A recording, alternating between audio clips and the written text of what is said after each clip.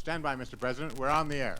Okay, cue Brinkley. Mr. President, I want to start off this interview by asking you about your economic policies, which have baffled the experts. Can you please explain Reaganomics and what Reaganomics really mean? Well, certainly.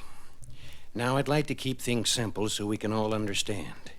Let's suppose your mom baked a big blueberry pie. Now, that pie represents the wealth of this country. Now, take that pie and cut it in half. The top half is defense spending. The bottom half is for domestic programs, and the other half is for the national debt. Well, wait a minute. We have three halves, and a pie has only two halves. No, you don't seem to understand. Let's look at it another way. You have three apples, not two apples, but three apples. Now, one apple is for the Congress. The second apple is for the judicial system, and the third apple is for the military. Now you have three glasses. Divide the first apple into 4 parts, and put one part in the third glass, and the 2 other parts in the first and second glass. Now that's the gross national product for the next fiscal year. Now take the second apple and divide it into 4 parts. Put 3 of the parts in the first glass with 2 of the parts from the first apple, and put the remaining 2 parts of the second apple into the second glass with 1 of the parts from the third apple, which you will divide up into 6 parts. Now that represents the balance of payments, the debt figure on the New Jersey lottery, and the foreign aid deficit. Now take all the pies and all the apples from all the glasses and mash them together. Mash them together? That's right, mash them together with the blueberry pies in the galvanized tub. And that represents the entire budget of the United States of America. Mr. President, that would be a mess. That's right.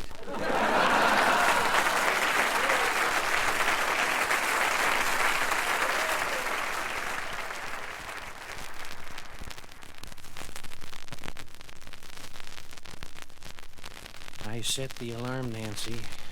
Good night. Oh, I'm terribly tired, Ronnie. I hope we can get a good night's sleep. Oh, I forgot.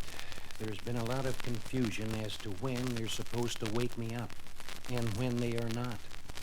So I told them for a while if they were in doubt, they should call me anyway, and I'd let them know if they did right or wrong. Oh, dear. Sounds like it's going to be quite a night. Well, don't worry, dear. Good night. Good night, Ronnie.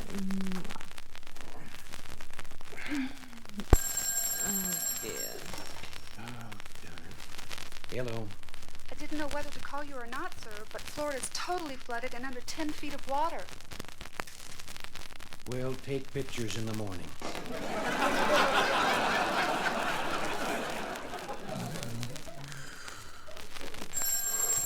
Oh, dear. Yes. Excuse me, Mr. President, but Spain has just attacked France, and fighting has broken out all over Europe. Call Dan Rather.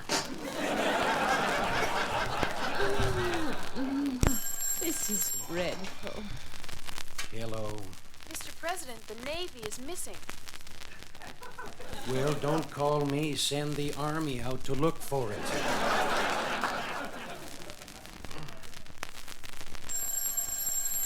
Oh. Yes. Sorry to bother you, Mr. President, but one of your old movies is on The Late Show. Everybody up!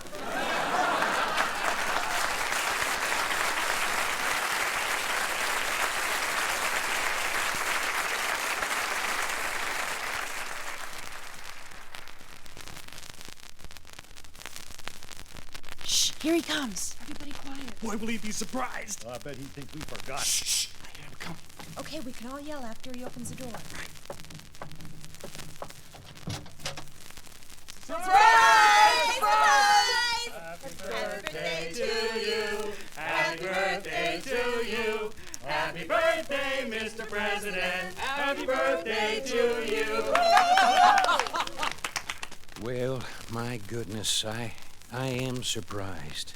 Blow out the candles. Come on, Smart. Blow out the candles. Oh, no, well, all right. Here goes.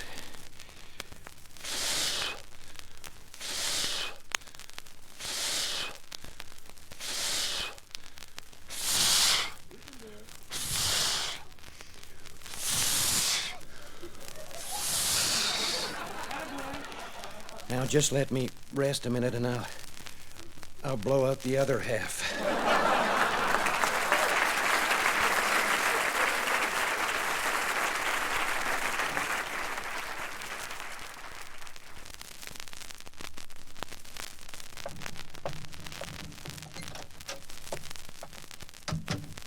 You know, I like the Lincoln Room.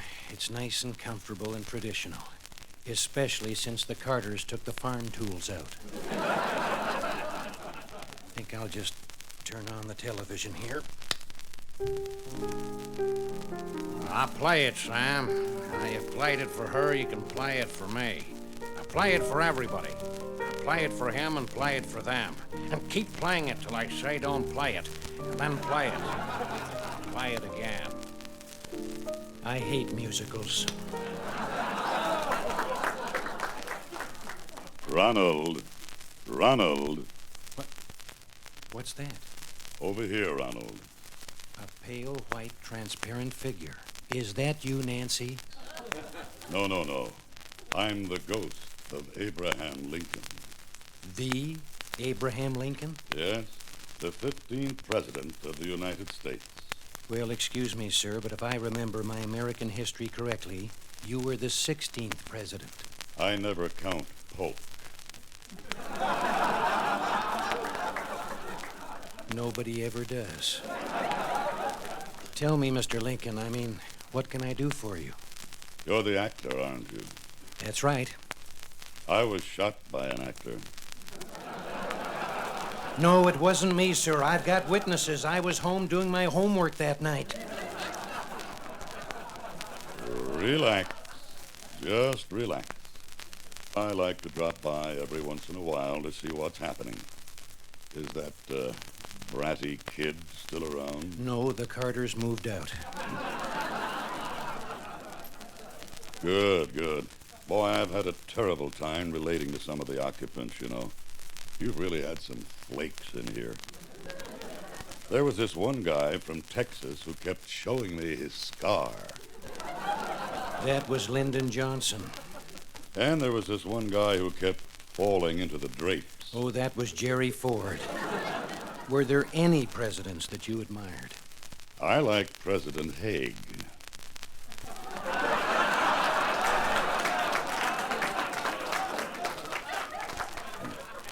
He is not the president. He's just my Secretary of State. That's not what he told me. You know, we have a lot in common. You're from Illinois, I'm from Illinois. You're a Republican, I'm a Republican. You made a great speech at Gettysburg. I had some dramatic lines in a Sinatra roast. Actually, our careers are running quite parallel. Still, is there any way I can be assured of being as famous a president as you? Could you give me some tips? Yes, I can. Remember 3 things. Be honest. Mm-hmm. Be humble. Yes. And dance a jig on 5th Avenue with a banana in your ear. Really? I guarantee it. Well, thank you, Mr. Lincoln. Thank you very much. I'll try it. I finally got even with an actor.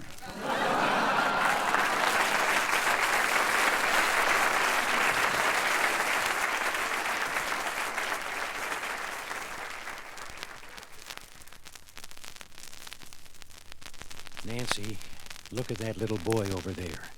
He must have gotten separated from the tour. Oh, you mean the little one standing there staring up the picture of George Washington, dear? Yes, I'll just go over and stand behind him and tell him what a great country this is. Excuse me, little boy. That's the father of our country you're looking at. His name is George Washington. He was also the first president of the United States, and a great president he was, too.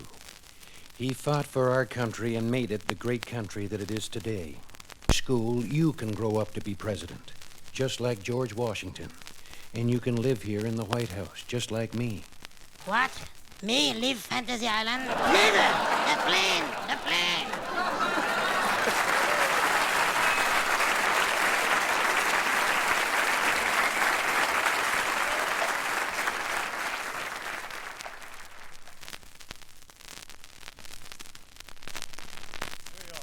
That's no answer. Hey, we've tried all these things. Forget it. Forget You're it. missing all the important points. Oh, you... Gentlemen, please. All right. Now, this emergency session has been going on for almost an hour. As president, I'm going to have to make a decision here. So I want the bottom line. Each of your final recommendations. Now, let's start with the Secretary of State. Mr. President, I repeat, this isn't simply a question of not enough blacks, nor is it too many whites. It's a question of distribution. Well, all right. Bill, as Attorney General, how do you see it? Well, I'll go along with Jim. Regardless of the numbers, let's face it, blacks have always wound up at the bottom and whites at the top. Al? Yeah, you're putting the Secretary of State on the spot. In my opinion, this problem is not just blacks and whites, or for that matter, yellow or red. It's all the way across the board. Well, I guess the whole thing comes back to the question of money. Huh. Now, Bob, you're Secretary of the Treasury. So what's this kind of redistribution going to cost us? Okay. In terms of current dollars, let's face it, black jelly beans are 79 cents a pound. The whites and the reds are 69 cents. The browns and yellows and blues, not to mention the maroons, are only 49.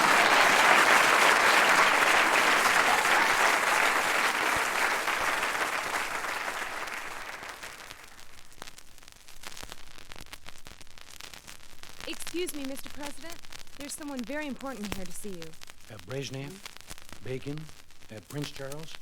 No, sir. It's Mr. Bill. Mr. Who? Mr. Bill, sir. You know, the little man who always gets stepped on and smashed on Saturday Night Live? Well, you know I can't stay up that late. But Ed Meese often tells me about the show the next morning. So, send him in. Mr. President, hey! Oh, boy, it sure is great to meet you. I just wanted to tell you that I think you're doing a great job, and I really like your movies a lot. Yay! Well, thank you, Mr. Bill. Which movies do you like the best? Oh, boy, I like those westerns where you do all those dangerous stunts. Hey! Well, Mr. Bill, I had highly trained stuntmen to do those. But tell me, who does your stunts? Well, gee, I have to do all my own stunts, and in fact, that's why I wanted to get into something a little safer, like politics. Say, could you give me some pointers about how you broke in? Well, I'd be glad to, Mr. Bill. Listen, why don't we discuss this out in the Rose Garden? The Rose Garden? You've never seen the Rose Garden? Well, listen, hop up here on the windowsill and I'll show it to you. Well, could you give me a hand? Now, that's a little high for me to hop. Sure, Mr. Bill. Oh, but be careful there. Watch out. Well, there's the Rose Garden down there, and Watch I out. would... No.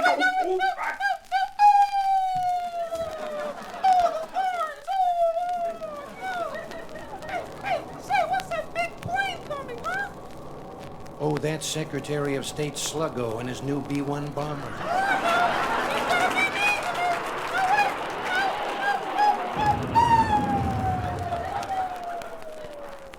The poor little fella should have stuck to show business.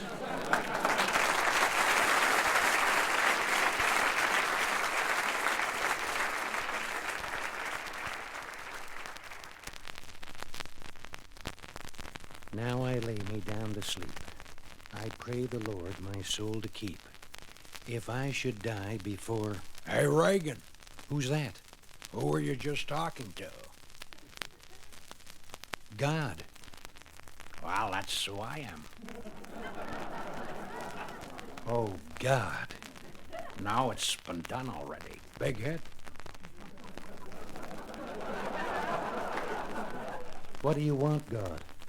I just wanted to let you know that I intend to see to it that your economic plans blow up in your face. That you won't be reelected and your daughter Maureen won't make it to the Senate. But why, God? Nobody cuts off my Social Security.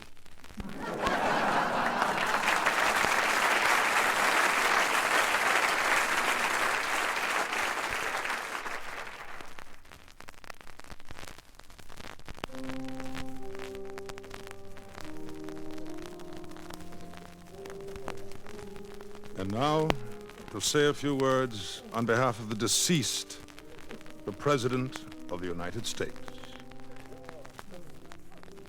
You know, they say the president's schedule is a busy one. And it is. But not too busy to say goodbye to a friend. So today I've canceled a shopping spree with Nancy to come back to Hollywood to pay my final respects to a great actor. You know, he had a way with him, and he will be sorely missed.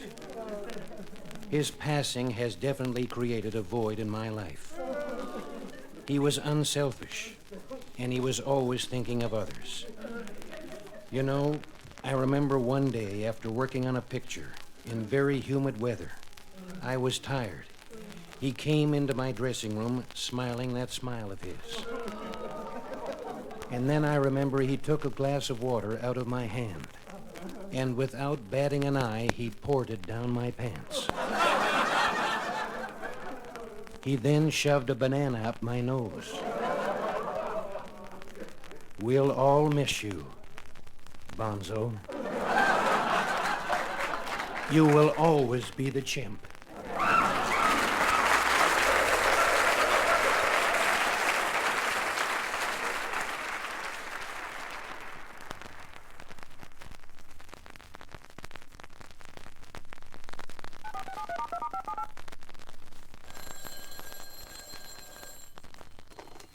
Hello? Who is this? Johnny Carson, this is your president speaking. Ah, no kidding. What can I do for you, Mr. Sarnoff? No, not the president of your network. The president of the United States. Well, why the heck are you calling me in the middle of the night? Well, you've been depriving millions of Americans sleep for years. So I thought it was time to turn the tables.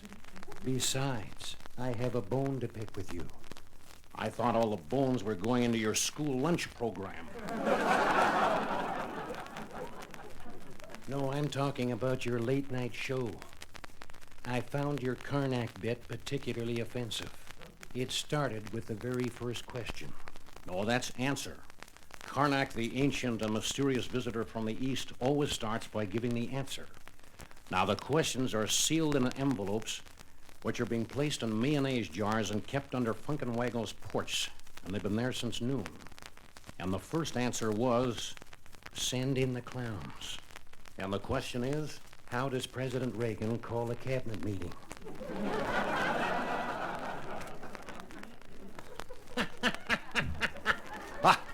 What about Karnak's next answer? An atheist and Reagan's economic program. An atheist and Reagan's economic program. And the question is? Name two things that haven't got a prayer. And the next answer was even worse. How worse was it? Washington, Jefferson, and Reagan. Washington, Jefferson, and Reagan. And what's the answer, oh sage of the East? Name three presidents born in the 18th century. May a diseased poultryman stage a pecking contest in your shorts. Now, come on, Mr. President. Where's your sense of humor? Now, I know you like good jokes because your budget is full of them. Well, how about this one? Agent Orange. Agent Orange. And the question is? Who handles the president's hair at the William Morris Agency?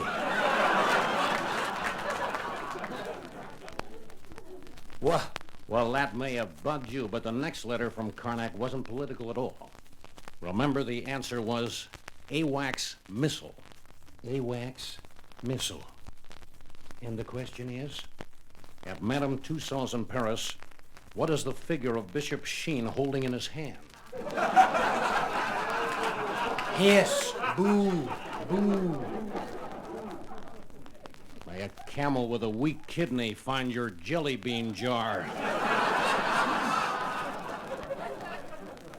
Well, that's very amusing, but I'm still upset about the rest of Karnak's answers, especially the one that said Mediterranean fruit fly. Mediterranean fruit fly. And the question is? What kind of zippers do you put in an Italian sissy's pants?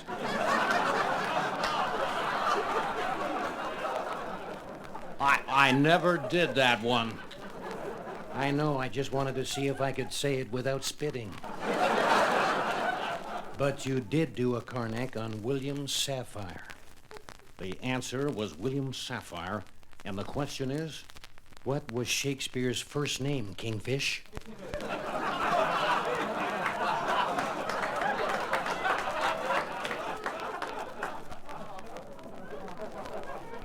May a dog in heat romance your shin for the month of November.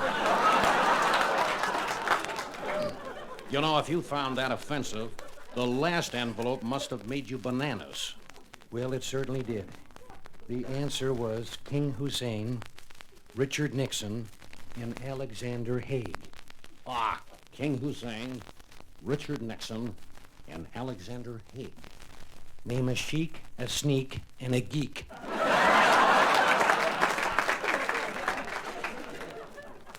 Here's Reagan. Good night, Johnny.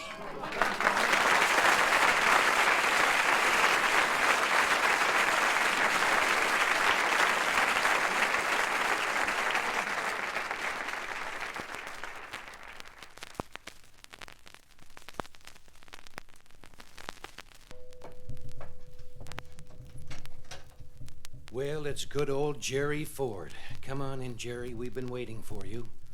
Dick and Jimmy are already here. Sorry I'm late, Ronnie. I couldn't find the house.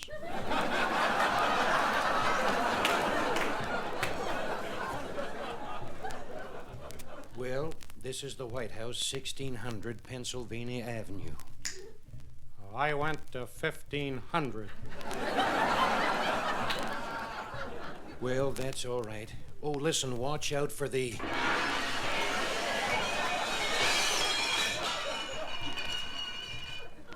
China.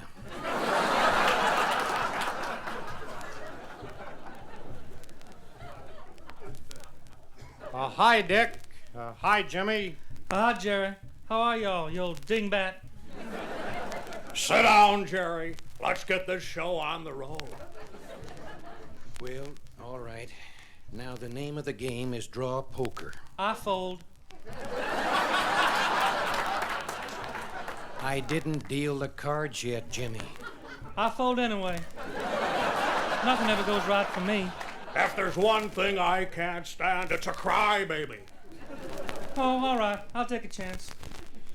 Now let's ante up. Here we go. Wait a minute. The pot's a nickel short.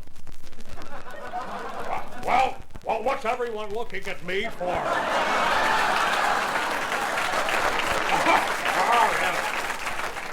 Oh, for goodness sakes. It must have got stuck in my coin changer. Deal them out. I feel really lucky.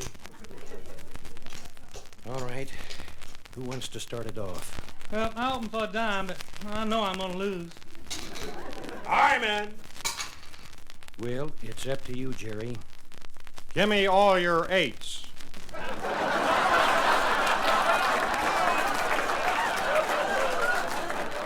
No, Jerry.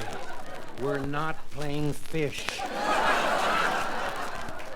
Don't explain anything to him. Throw on your dime, Jerry. All right, boys. I'll see that dime and raise you a quarter just to keep you honest. It's too late for Dick. Fellas, please. We're here to play cards. I just raised you a quarter. Okay, I'll see you. I'm in too. Well, what do you say, Jerry? I knock with 5. Jerry, we're not playing gin. We're playing poker, you imbecile. Dick, please, you're speaking to a former president of the United States. You're right. Pardon me, Jerry. I already did.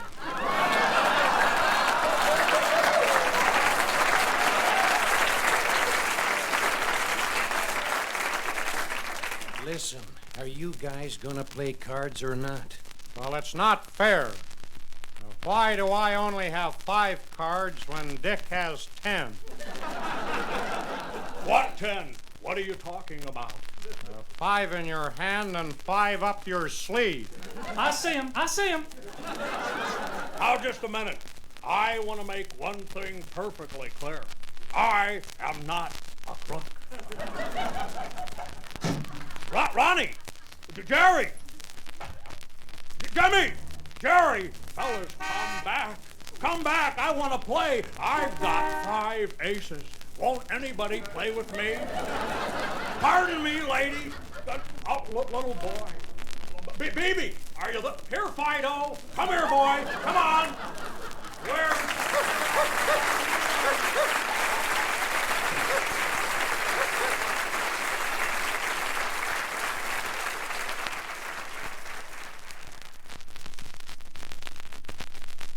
Nancy, Yes, dear.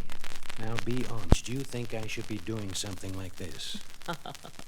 Believe me, Ronnie, every once in a while it's healthy to do this sort of thing. It isn't just for young people, you know. A lot of people our age do it. I hear even George Burns did it. But not while wearing roller skates. Probably not. And why shorty pajamas? Why can't I just wear the normal lounge type? Oh, Ronnie, you look good, dear. I like the way you look. And the water wings? I like those too. Listen, can I take off the water wings and the bunny ears? Oh, I wish you wouldn't. Nancy, I'm really surprised at you. I mean, this is strange. I wouldn't think you'd go in for this. And I've known you an awful long time. I suppose you want me to take off the pirate boots and throw away the pogo stick and the Dumbo ears. Can I remind you of something? I am the President of the United States. Ooh, that's what makes it so wild. Now, Ronnie dear, just grit your teeth and say, I'm going to jump in with both feet. All right, I'll do it. But I just wish I could take off the beaver tail and get rid of the skates. Oh, it's too late now, dear. Mwah. Good luck. I'll probably be sorry in the morning. All right, stand by, Mr. President. You're on, and cue the president. Live from New York, it's Saturday night.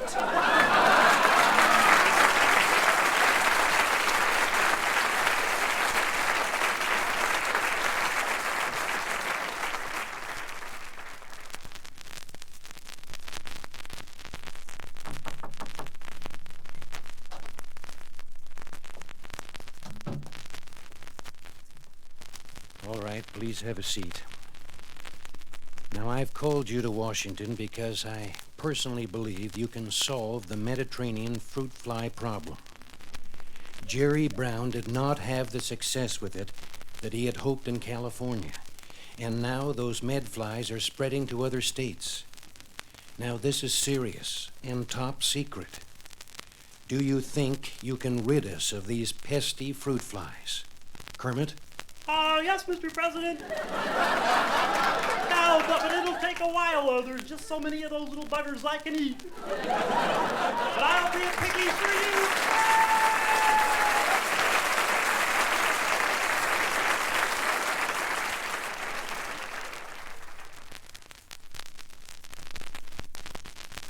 you. Excuse me, Mr. President. Annie has an appointment.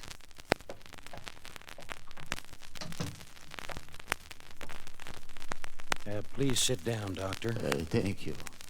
As you know, the CIA does require a psychiatric profile on all government employees. Well, I've never seen a psychiatrist before.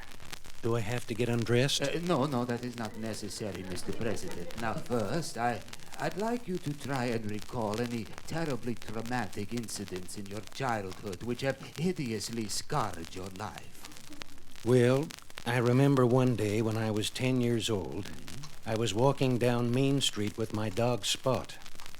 And on the way, I waved to Tony the barber. And I said hello to Sam the tailor and Schultz the butcher. What a great guy Schultz was. I mean, I like Sam and Tony too, but I think I like Schultz better. You know, Spot liked Schultz too. It's possible that Spot liked Tony better than Schultz because Tony was always telling Schultz to give meat to Spot. Excuse me, that's not exactly what I want. Now, Mr. President, do you have recurring dreams which upset you? Recurring dreams? Yes. You mean like I'm walking down a busy street without any clothes on. A gigantic naked woman with long red matted hair comes crawling out of a dusty spider's web carrying long kosher salamis. Is that what you mean, Doctor? Yes. Now, what about those dreams? I never have them. Mr. President, you must be hiding something deep within your subconscious. Now, let's try and get at it by means of word association, shall we? I will say a word and you will say whatever comes to mind. All right, fine. This won't take long. Now then, summer. Summer. These are tough, I'm thinking. Winter. Day. Night. Black. Welfare.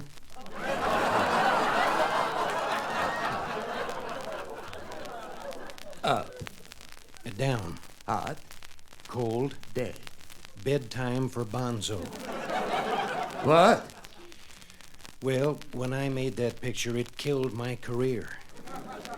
Well, that's about all the time we have right now, and I want to thank you, Doctor. No, Mr. President, please. Just 10 more minutes. I need 10 more minutes to probe the inner workings of your mind, please. Well, I'm sorry, but I simply can't afford the time. No. You don't know what this means to me, Mr. President. I must have just 10 more minutes of your time. I must. Well, all right. One more word association game. Good, yes. Thank you, Mr. President. But listen, for variation, let me start this time. Oh, yes, good. Table.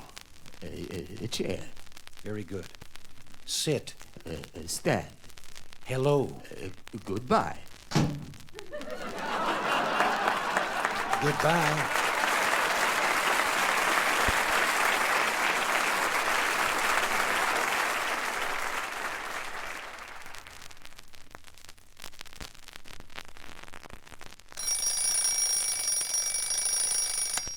Well, it's another day. Another day, Nancy. It's a wonderful day in the neighborhood.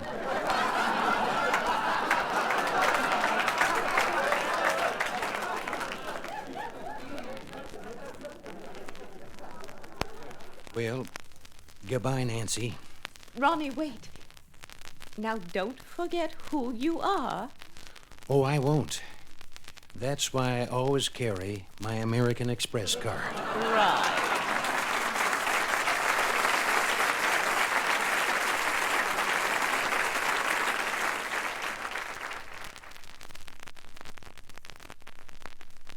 Good evening, this is Walter Cronkite. I'm at the White House, and we're about to tour this historic landmark with the current President of the United States, Ronald Reagan. Good evening, President Reagan. Well, Walter, welcome to our home. Now just follow me down this hall and... Well, isn't that room ahead the White House press room? Well, yes, it is, Walter. This is where our press secretaries and various staff members hold magazine and newspaper interviews. Well, may we go in? Well, I'll just open the door. It's not gonna work. I think the president's wrong. Don't quote me, but he just doesn't know what he's doing. I didn't tell you this, but this is not the right way to go. Money can't buy that kind of loyalty. Do you miss the good old days of Hollywood? Oh, I'm sorry, Walter. I never speak of films. I hope you don't mind. Hollywood to me is a thing of the past. Well, I understand. Where were we? Isn't this the Dolly Madison room? It is, Walter, but we renamed it. It's the Ginger Rogers Salon. As you may recall, she was Dolly Madison. Also Kitty Foyle, Roxy Hart, Tom, Dick, and Harry. And of course, Stage Door, Follow the Fleet, and Monkey Business. Well, did you make any films with her? I'm sorry, Walter, I never speak of films. I hope you don't mind. Hollywood to me is a thing of the past. Excuse me, sir. I'm lost. Oh, hello, little boy. You know, you look exactly like Freddie Bartholomew, who was in Captain Courageous with Lionel Barrymore, who was in Young Dr. Kildare with Lou Ayres, who was in All Quiet in the Western Front with Louis Woolheim, whose suit I am wearing here today. What's your problem, Freddie? I was supposed to join my mother on the tour in the Rose Garden. How do I get there, sir? Well, it's really very simple, Freddie. Bruce. My name's Bruce. Oh, I'm sorry, Freddie. Well, go down the hall to the Buster Crab swim room. Turn left to the Bo Derek drawing room. Go through the Clint Eastwood smoking room, through the Miss Piggy library, and exit out through the John Belushi family room. Thank you, sir. I loved you as Robin Hood. Well, no, that was Errol Flynn, he was also General Custer, and they died with their boots on. I was in that. Well, Mr. President, I wonder if you've been completely candid with us. You haven't really forsaken show business, have you? I saw Hellcats of the Navy on TV last weekend, sir. You're kidding. How was I? Great. Well, that's wonderful. Here, have a jelly bean. Come on, I'll show you how to get to the Rose Garden. Excuse me, Walter, I didn't mean to step on your foot there. Ouch. Did you see King's Row or Brother Rat and a Baby? I played both parts in that, you know. Maybe you saw Bonzo Goes to College, too. No, but I did see you in The Voice of the Turtle. You were super. Well, I wasn't bad in that either, was I? But you know, the picture I enjoyed most was Cattle Queen of Montana. And I didn't play both parts in that. I saw that. Is that the one where you and the squirrel are in love? And... Well, this is Walter Cronkite. Good night from Man's White House.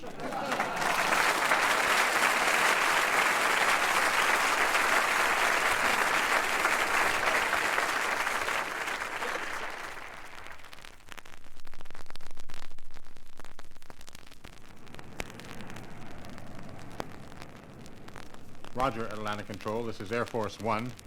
Departing you now. Request additional air check. Over. You know, I really have to hand it to the president. The way he handled those air traffic controllers, he taught them a thing or two. Would you mind if I sat in with you? Oh, good morning, sir. We'd enjoy very much having you sit up here with us. We were just remarking what a good job you did with the air traffic controllers. Well, Dennis Morgan and I used to fly these things together. Is that so, sir? Oh, yes, yes. In Painting the Clouds with Sunshine and Hellcats of the Navy, we logged over 100,000 hours. That's incredible, sir. You know, I shot down 4 Japanese fighter planes in one afternoon in 1944. That was in the Pacific? No, that was in Lassie Comes Home. But again, sir, our congratulations on your handling of the air traffic controller problem. Right. Like I was saying, sir, you taught them a thing or two. Now, that's for sure. Tallahassee Center, this is Air Force One. Request your clearance for current heading and altitude. Over. Thank you for calling Tallahassee Center Control. We're not in right now. But if you'll leave your flight number and altitude, at the sound of the beep, right back to you. Right back to you. Right back to you. Right back to you.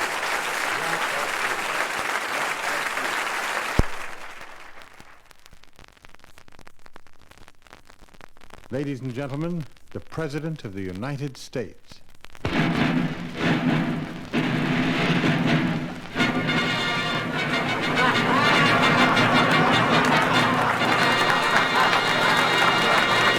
That did it. Here he comes, the president, ladies and gentlemen. I think we should get right to the questions. Over here. Chuck Foley of Buffalo Nickel, Mr. President. Yes, Chuck.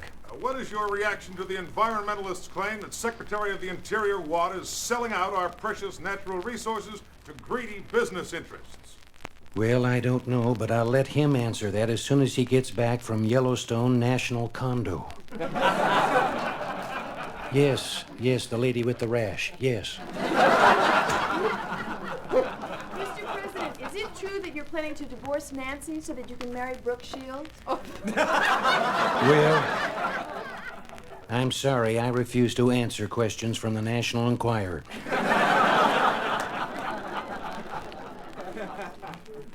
Please identify yourself before asking the questions, will you? The gentleman with the duck. Yes, sir. I have a question, Mr. President. Well, listen, I ask you please to identify yourself. How am I supposed to know who you are? You've got to state who you are. Now go ahead. George Bush.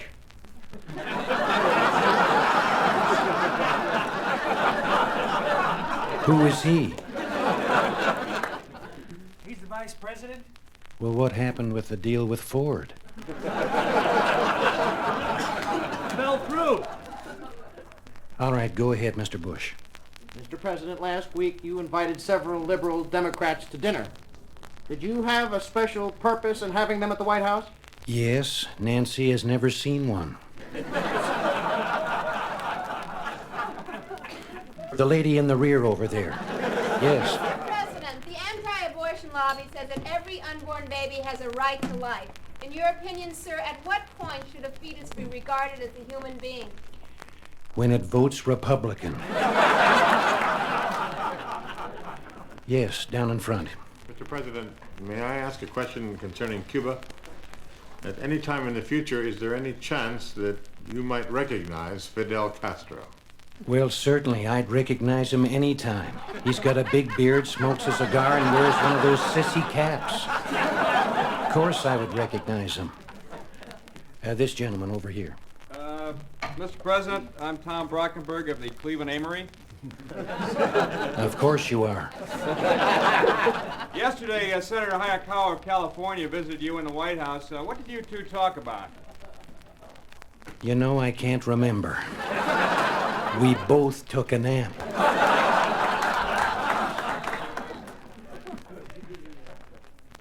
Mr. President, how are you feeling? How is your health? Well, thank you. Yes. Any more questions? Mr. President, Harry Hogan of Long Island Sound. Mr. President, we've noticed you always look down at your feet when you speak. Now, why is that? Well, you'd look down too if you owned a horse ranch. Mr. President, Truman Capote from Bondage Weekly.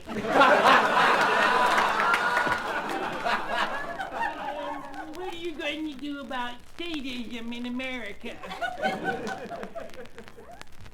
I think we'll leave that to the Democratic whips.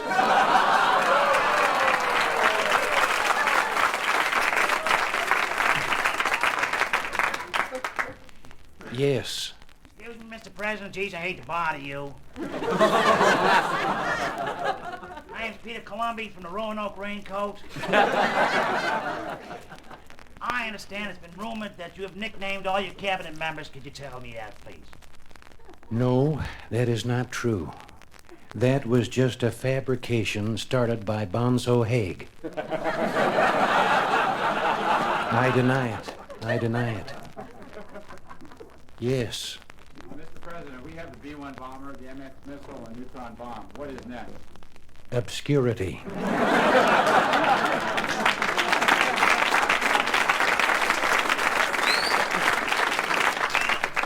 Yes, the fellow with the toupee, yes. Mr. President, what are you going to do for the little man in America? Get him a little woman. Yes, What would you like to be doing after you get out of office? breathing.